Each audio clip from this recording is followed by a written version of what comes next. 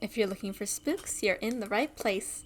Welcome to my Campfire, where tonight we'll be reading a very classic story in celebration of Halloween, one of my personal favorites of the Creepypasta classics. So sit back and get comfortable as you join me for the story of a troubled boy faced with countless trauma and dragged to the pits of insanity. Tonight we're reading Ticci Toby. The long road seemed to go on and on. The road continued to stretch in front of the vehicles endlessly. The light that shone through the branches of the tall, green trees danced across the window in random patterns, and every once in a while obnoxiously shining in their eyes.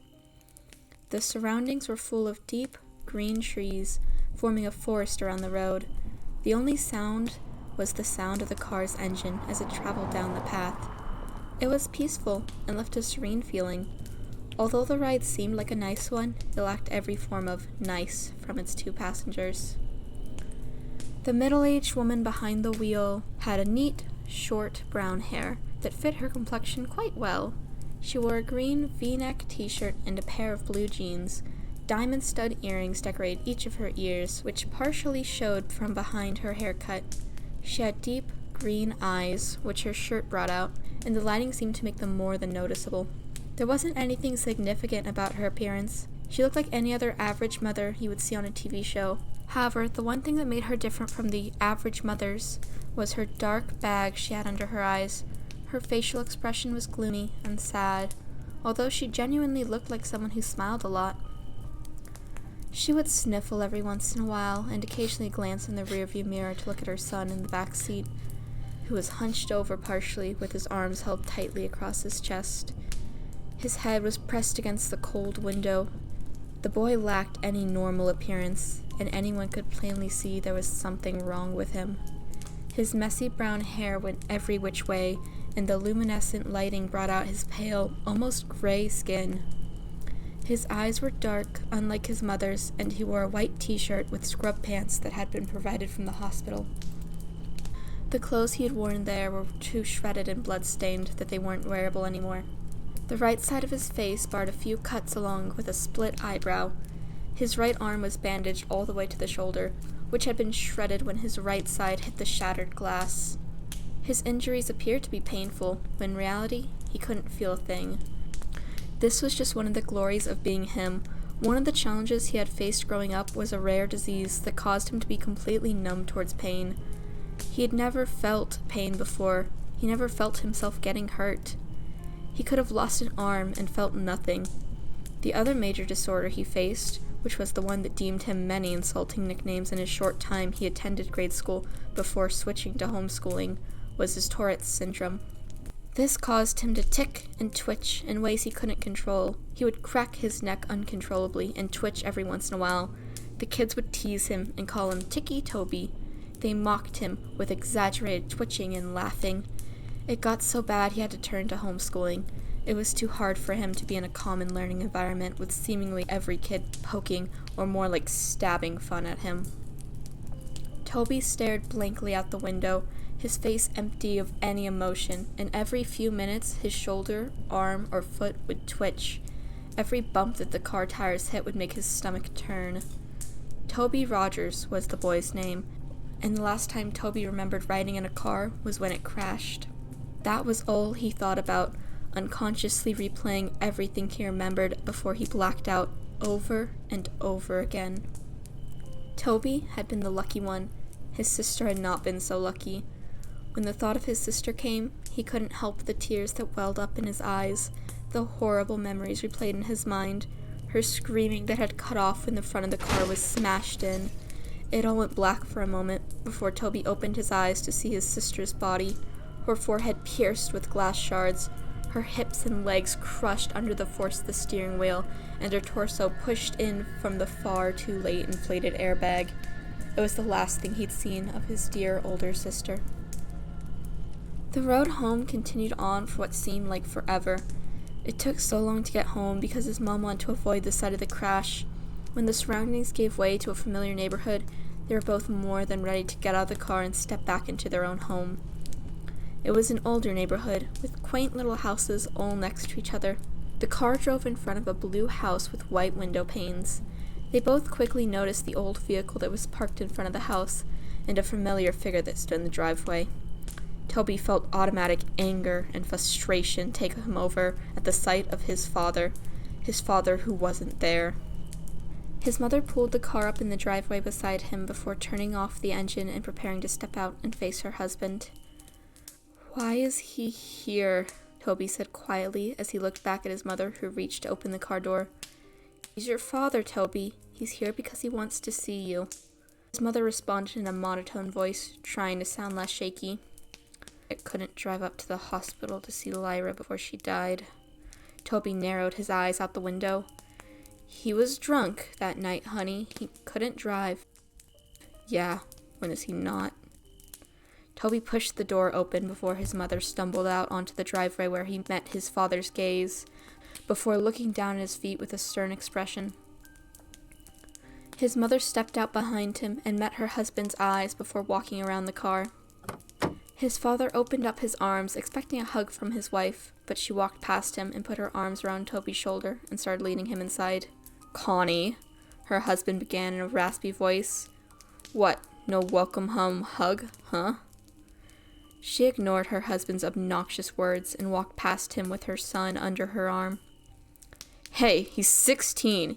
He can walk by himself." His father began to follow them, and "He's 17. Connie glared back at him before opening the door to the house and stepping inside. "Toby, why don't we get you into your room to rest, okay? I'll come get you when dinner is ready." "No, I'm 16. I can walk by myself," Toby said sarcastically, before stumbling up the small staircase and turning into his room, where he slammed the door violently. His room didn't have much in it, just a small bed, a dresser, a window. His walls had picture frames of his family, back when they were a family, before his father became an alcoholic and acted violently towards the rest of his family. Toby remembered when he was arguing with his mom and he grabbed her by the hair and shoved her to the floor. And when Lyra tried to break it up, he pushed her and she hit her back on the corner of the kitchen counter. Toby could never forgive him for what he did to his mother and sister. Never. Toby didn't care how much his father beat him down. He couldn't feel it anyways. What did he care about how he intentionally hurt the only two people he cared about? And when he was waiting in the hospital where his sister took her last breaths, the only one who didn't rush there was his dad. Toby stood by the window and looked out at the street. He could have sworn he saw something out of the corner of his eye, but quickly blamed it on the meds he was on. When dinner time had come and his mother called him up, Toby came down the stairs and hesitantly sat down at the table across from his father. It was quiet as his parents picked at their food, but Toby refused to eat. Instead, he watched his dad with his blank stare. His mother caught on to his staring and elbowed him slightly. Toby looked over at her slightly and then down at his uneaten food, which he still didn't touch. Toby laid in bed. He pulled his covers over his head and stared at the window. He had been debating on whether or not to follow his mother's directions and forgive his father, or continue holding a grudge with his boiling hatred. He heard the door creak open, and his mother padded into his room and sat down on the bed next to him. She reached over and rubbed his back, which had been turned to her. "I know it's hard, Toby. Trust me, I understand. But I promise you, it will get better," she said softly. "When is he going to leave?" Toby said with an innocent tone in his shaking voice. Connie let her gaze fall down to her feet. "I don't know, honey. He's staying as far as I know," she replied. Toby didn't respond. He just continued to look towards the wall, holding his damaged arm near his chest. After a few minutes of silence, his mother sighed. She leaned in to kiss him on the cheek and stood up to walk out of the room. "Good night," she said as she closed the door. The hours passed slowly, and Toby couldn't quit tossing and turning. Every time he let his imagination take over, he heard the screeching of tires, the screaming of his sister, and he would uncontrollably jerk in bed. He threw off his covers, laying on his back. He pulled the pillow over his face and cried into it. He could hear his own pitiful weeping. He would have been screaming, crying if he didn't press the pillow over his face. After a few seconds, he threw the pillow off his face and sat up, hunched over, holding his head and breathing roughly, tears streaming from his eyes. He couldn't help but cry. He tried to keep it in, but he couldn't stop the whining and whimpering as he sat there shaking. He inhaled before he stood up and walked around his bed to the window and peered out, taking deep breaths, trying to calm down. He rubbed his eyes and looked at the group of tall pine trees across the street. He stopped suddenly, and his gaze slowly centered on something standing under the streetlight. He heard ringing in his ears, but he couldn't look away. The figure stood beside the streetlight, about 2 feet shorter than it was. Long arms draped at its side as it stared at him with non-existing eyes. The figure had no facial features to speak of, no eyes, no mouth, no nose, yet it held Toby's hypnotized stare. Seemingly peering into his very being, the ringing in his ears grew louder and louder each second he stared, before suddenly it all went black.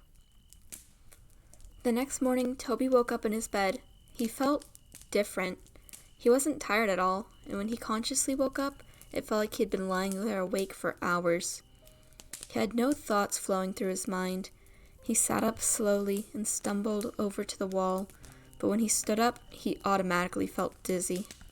He stumbled to the doorway and walked down the stairs. His parents were sitting at the table. His father was tuned into a small TV that sat on the countertop, and his mother was reading the newspaper. She quickly looked over when she felt Toby's presence looming behind her. "Good morning, sleepyhead. You've been sleeping forever," she greeted him with a hesitant smile. Toby slowly looked over at the clock and noticed it was 12:30 p.m. "I made you breakfast, but it got cold. I was gonna wake you up, but I figured you needed the sleep." Her expression fell from happy to worried as her son resisted responding to her. "Are you all right?" Toby stumbled over and sat by his father. He felt as if he was on idle and had no control over his actions. He was seeing everything he did, but it didn't register in his brain properly. He reached out to his father's arm, but his hand ended up getting slapped. His father turned to him abruptly and pushed his chair over with his foot. "Don't touch me, boy," he yelled. His mother stood up. "All right, knock that off. That is the last thing we need." The day went by, and things continued, on as they were. Connie spent most of her time cleaning the house, and her rude husband spent most of the time ordering her around. It was just like how it used to be before the crash. Toby never really left his room. He would sit by his bed and tremble. His mind would wander, but his thoughts changed too fast to be remembered. He would pace around his small room like a caged animal, or stare out the window. The unhealthy cycle continued. Connie continued to be pushed around by her husband, being way too submissive to him, and Toby remained in his room. Before he could think twice, he would begin to chew on his hands, tearing the flesh from his fingers. He would gnaw his hands until they bled. When his mother walked in on him while he was doing so, she reacted horribly. She rushed him downstairs and grabbed the first aid kit, wrapping his hands in bandages. Afterward, she demanded that he wouldn't leave her side again. Toby isolated himself so much that he grew to hate being around others. His memory grew glitchy as well. He'd start missing memories of minutes, hours, days, and so on. He would begin talking nonsense about things completely unrelated to the conversation. He'd go off about seeing things, sharks in the sinks as he washed the dishes, hearing crickets in his pillows, and seeing ghosts outside his bedroom window. His mother grew so anxious about his mental health that she decided it would be good for him to talk to a professional about what he was feeling. Connie walked into the building, holding his hand and guiding him in. She walked him to the front desk and began talking to the lady who sat behind it. "Miss Rogers?" the lady asked. "Yes, that's me," Connie nodded. "We're here to see Dr. Oliver. I'm here with Toby Rogers." "Yes, right this way." The lady stood up and led them down the long hallway. Toby looked at the framed artwork down the halls and tuned into the sound of the lady's heels on the hardwood floor. She opened the door to a room with a table and 2 chairs. "If you can get him to sit here for a few minutes, I'll get the doctor," She smiled and held the door open. Toby stumbled into the room and sat down at the table. He looked over at his mother and the lady before the door slowly shut behind them. He looked around the room before he held up his slightly bandaged hands and began to bite at the bandages to unwrap his hands. But he was interrupted as the door swung open and a young woman in a black and white spotted dress with light blonde hair stepped in, holding a clipboard and pen. "Toby?" she asked with a smile. Toby looked up at her and nodded. "Nice to meet you, Toby. My name is Dr. Oliver." She put her hand out for him to shake, but hesitantly pulled away when she noticed his bandaged hands. "Oh," she smiled nervously before clearing her throat and sitting in the chair across the table from him. "So I'm going to ask a few questions. Try to answer them as honest as possible, okay?" She placed her clipboard down on the table. Toby nodded slowly and held his restrained hands in his lap. "How old are you, Toby?" 17, he responded quietly. She wrote that down on paper and clipped it to the clipboard. "What is your full name?" "Toby Aaron Rogers." "When is your birthday?" "April 28th. "Who is your immediate family?" Toby paused for a minute before answering her question. "My mom, my dad, and..." He stopped. "My sister." "I heard about your sister, dear. I really am sorry." Her expression faded into a sad, pitiful look. Toby nodded. "Do you remember anything from the crash, Toby?" He looked away from her. His mind went blank for a moment. He looked down at his lap, and in the surrounding area, he heard a faint ringing sound. His eyes widened, and he froze in place. "Toby? Toby, are you listening?" Toby felt a shiver go down his spine until he froze again and slowly looked over to the window, through the door where he saw it, a dark, featureless figure peering in at him. He stared, eyes widened. The ringing grew louder and louder, till suddenly the loud voice of the counselor broke his trance. "Toby!" she yelled. Toby jumped and fell sideways out of his chair and backed up into the corner. Dr. Oliver stood up, holding her clipboard to her chest, a surprised look in her eyes. Toby met her eyes again, his breath hitching as he twitched. That night, Toby lay in bed. His eyes were dazed as he stared straight up at the ceiling. He could feel himself begin to doze off when he heard the scattering of footsteps down his hallway. He sat up and looked towards the doorway, his door wide open. There was no light. Everything was lit by the luminescent blue glow of the moon through his window, leaving a cold lighting. He stood up and slowly made his way towards the doorway, when suddenly the door, which was previously wide open, slammed shut in his face. He gasped and fell back. He was out of breath when he hit the ground, and he began breathing heavily, his eyes wide open. He waited for a few seconds before getting back to his feet. He reached out and grasped the cold door handle with his bandaged hand, and it creaked open. He looked out into the dark hallway and tiptoed out of his room.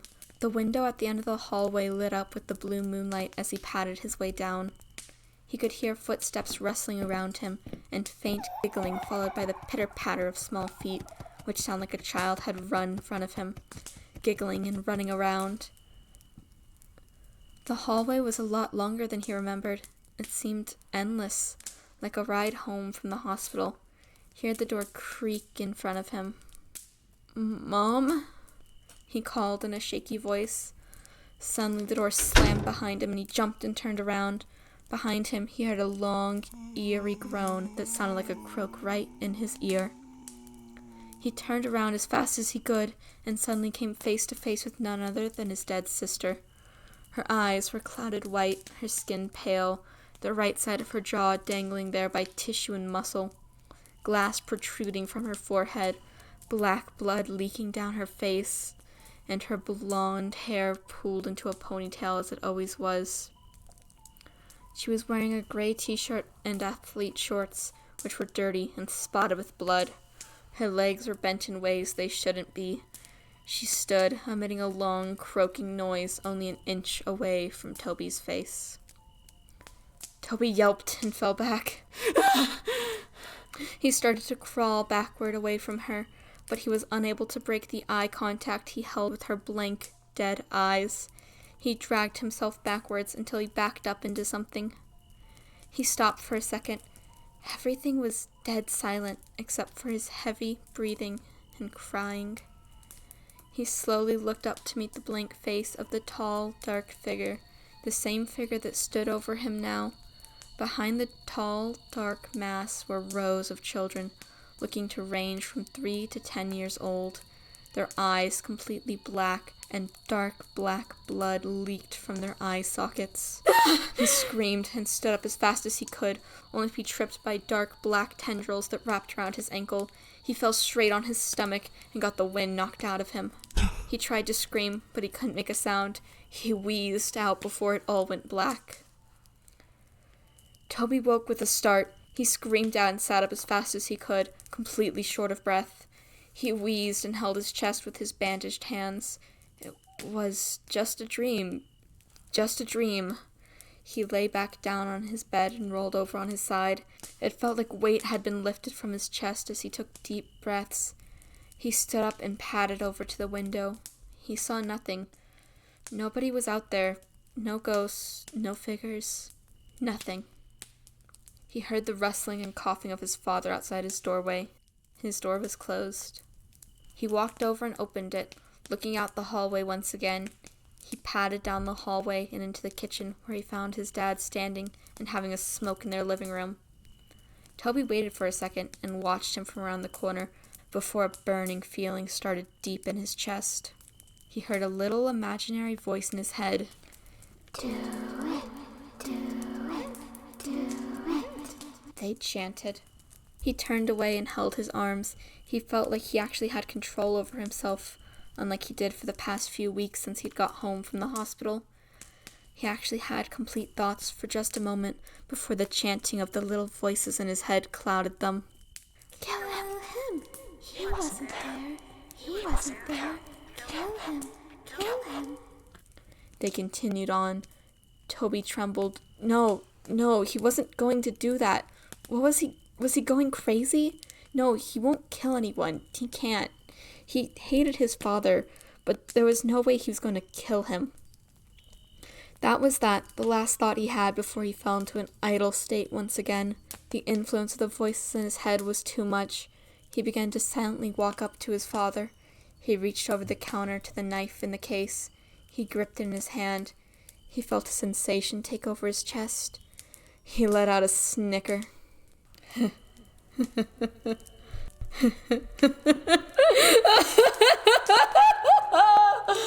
He began laughing so hard he had to gasp for breath. His father turned around abruptly before he felt a brute force shove him to the floor. He grunted as the air was knocked out of him. What? He looked up at the boy who stood over him, grasping the kitchen knife in his hand.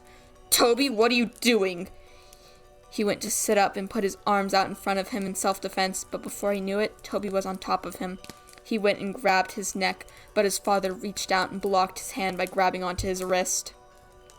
Stop! Get off me, you little fucker! He yelled, and with his other hand threw an off-center punch towards Toby's shoulder, but he didn't stop. The look in Toby's eyes was not sane. It looked as if a demon had taken control over him. He yelled back and went to stab the knife into his father's chest, but his father blocked him and grabbed onto his wrist once again. He shoved him back, but Toby kicked his feet out in front of him and landed a hard blow straight to his father's face. His father recoiled and pulled his arms away to cuff his face, but Toby got back up and drove the knife straight into his shoulder. His father let out a loud cry and went to pull the knife out, but before he could, Toby threw his fist straight into his face. He began to pound his fist into his head, laughing and wheezing. He cracked his neck and grabbed the knife and ripped it out of his father's shoulder. He drove it deep into his dad's chest and repeatedly stabbed into his torso, blood spilling out and splattering everywhere. He didn't stop until his father's body went still. He threw the knife over to the side and leaned over his body, coughing and panting.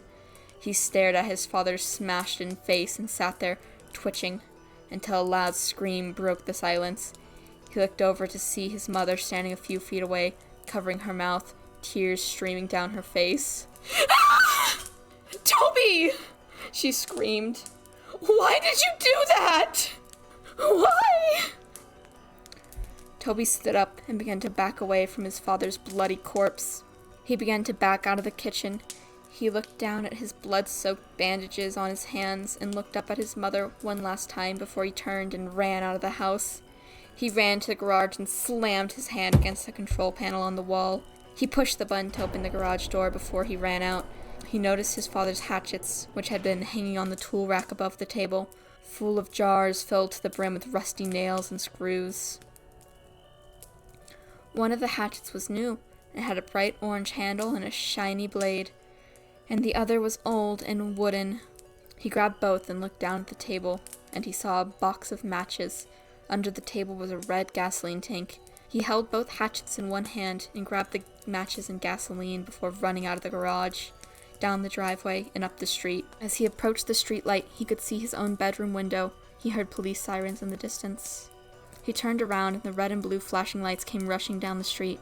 Toby stood for a second before he pulled open the cap to the gasoline tank and ran down the street, spilling gasoline all over the street after him. He turned and ran into the woods. He poured the last bit of gasoline out before he reached into his pocket and pulled out a match. He struck it against the box and immediately dropped it. In an instant, flames burst around him. The fire caught onto the trees and bushes around him. Before he knew it, he was surrounded by fire. The silhouettes of police cars were visible through the flames as he backed away into the forest around him. He looked around, but his vision was blurred. His heart was pounding. He closed his eyes for a moment. This was it. This was the end. Toby felt a hand on his shoulder. He opened his eyes and looked over to see a large, white hand with long, bony fingers resting on his shoulder. He followed the arm that was attached to the hand up to a dark, towering figure. It appeared to be wearing a dark, black suit, and its face was completely blank. It towered over Toby's small frame as it looked down at him. Tendrils reached out from its back. Before Toby knew it, his vision blurred. He had heard the sound of ringing in his ears. Everything went black. That was it. That was the end. That was how Toby Rogers died. A few weeks later, Connie sat in her sister's kitchen. Her sister, Lori, sat next to her, drinking a cup of coffee. About 3 weeks ago, Connie lost her husband and her son, and a few weeks before then, she had lost her daughter to a car crash. Since then, she had moved in with her sister. The police were keeping her busy. They had just finished cleaning up the case, and the story had been released 2 weeks ago. The focus of the world seemed to have completely shifted to new stories. Lori switched the TV on to the news broadcast. On the TV, the news reporters began introducing the new headline. We have breaking news. Last night there had been reported the murder of 4 individuals. There are no suspects yet, but the victims were a group of middle school kids who had been out in the woods late last night. The kids had been bludgeoned and stabbed to death. The investigator had discovered a weapon at the crime scene. It appeared to be an old, dull blade hatchet, as you can see here. The picture changed to show a snapshot of the weapon exactly as it was left at the crime scene. Investigators have pulled the name of a possible suspect, Toby Rogers, a 17-year-old boy who stabbed his father to death a few weeks ago and tried to cover up his escape by setting fire to the streets in the forest around the neighborhood. Although they believe the young boy had died in the fire, investigators suspect Rogers might still be alive due to the fact that his body was never found. And that's it for our story. As said, Ticci Toby is an absolute classic of the Creepypasta community. It isn't without its flaws, of course, but I love it regardless. Hopefully you enjoyed your time at the campfire, and I hope I can see you again. Bye-bye!